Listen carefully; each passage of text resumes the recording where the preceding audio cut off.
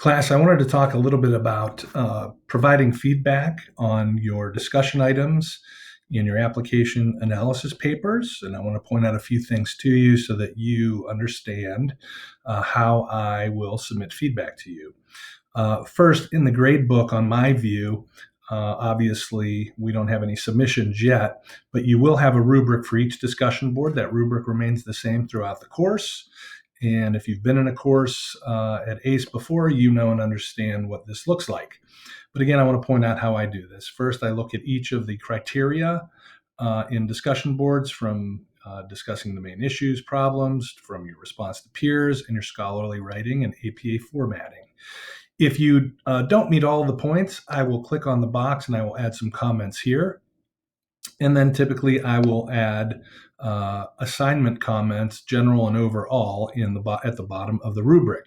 And those should show up for you on your student view so that you can get some feedback on your submission. Typically, when we are looking at a submission for an application or analysis paper, I will again review the rubric, and you will notice that the master's assignment rubric version 3 is the same throughout application and analysis.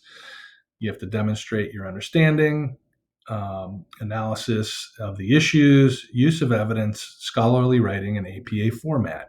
I want to point out a couple of things here. Again, as I shared on the other rubric, if there is an issue with the score, or I reduce points, I typically put the comment here for you to read.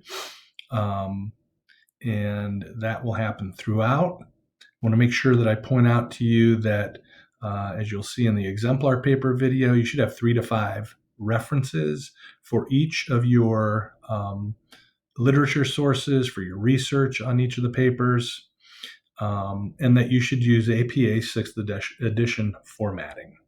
Again, with this rubric, as with the others, I will put overall assignment comments at the bottom of the box, as well as any commentary in the rubric itself. One of the things that it's been alerted to me is that some students don't go back in and actually look at the paper. I do provide feedback in the paper itself. Again, this is an instructor view, and you will also have a student view of your paper to get any of the feedback that I may plug into the paper itself. So for this particular paper, you'll notice I can highlight, I can make corrections, and I also make commentary. I will do that in your paper.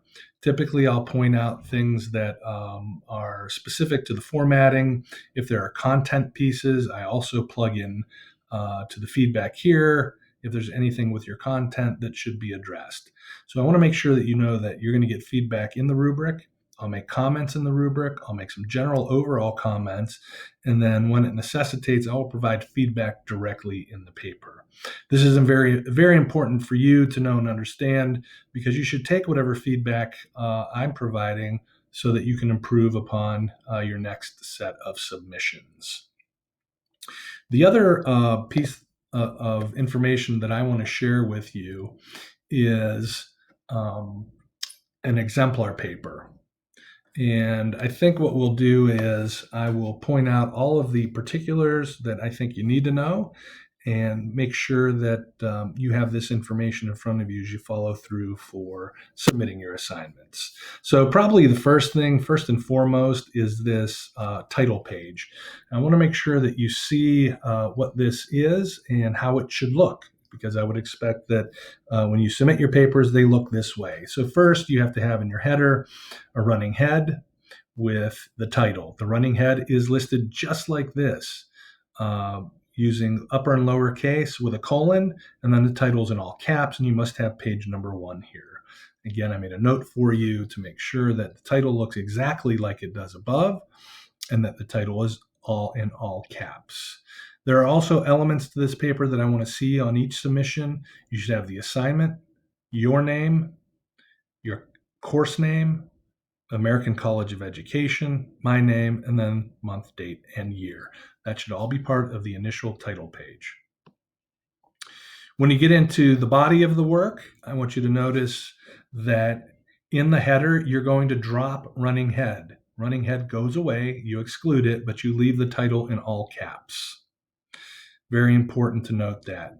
And then, of course, you're going to have page 2 on that second page. I want to point out that each paper should have an introduction paragraph.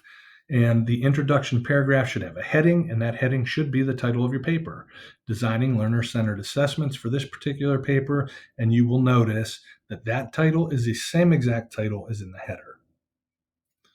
This should be centered and not in bold. Now, when you get to the body of the paper and the additional headings that we're going to look at in this paper, the plan, do, study, and the conclusion, I want to make sure that you see and notice that those are in bold and they are centered. Those are level 2 headings, and most of your papers will have level 2 headings.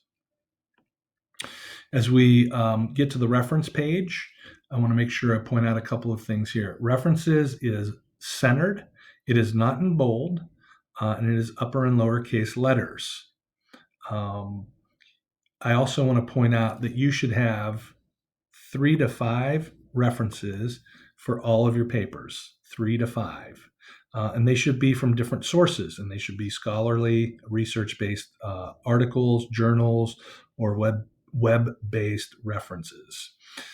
You'll also notice that these are should be left indented, hanging indent for the references as you list them in the reference page. This one should be indented.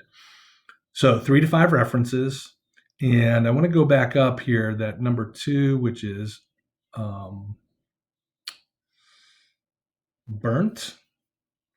I want to point out this particular citation, and it's called an in-text citation. If you have 3 to 5 references, you should have 3 to 5 citations. So 3 references, 3 citations, 5 references, 5 citations. This one is a paraphrase. It's not a direct quote. And so it looks like this. There are different ways to format this particular item. But typically it looks like this: burnt 2002, shared that in order to be efficient, and so on. If it were a direct quote, you'd have direct quotation marks, and direct quotes from these types of articles that have page numbers require a page number at the end of it.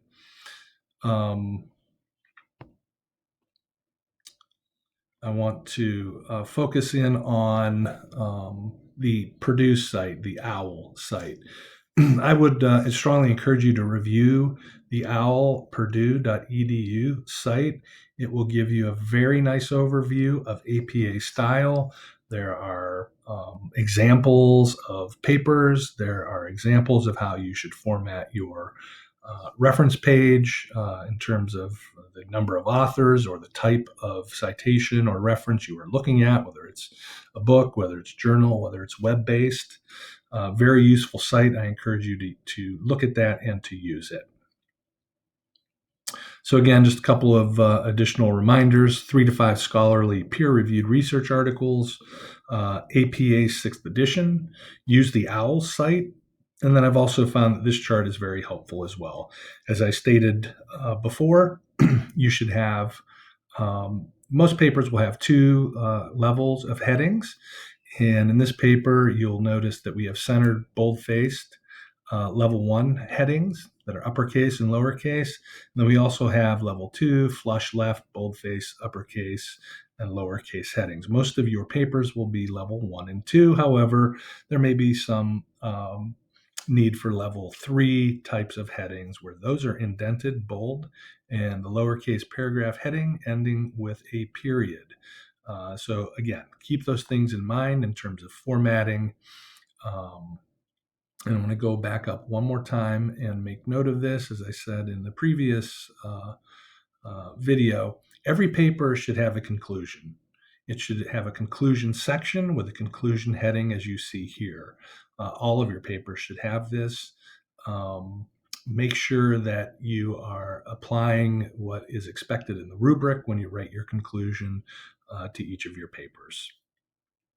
I know that you may have questions along the way, and again, I want to make sure that you know and understand that my email is open. I have my cell phone posted. You can certainly shoot me a text if you find it necessary, and we'll try to answer any questions you have before any of the due dates for submissions in the course.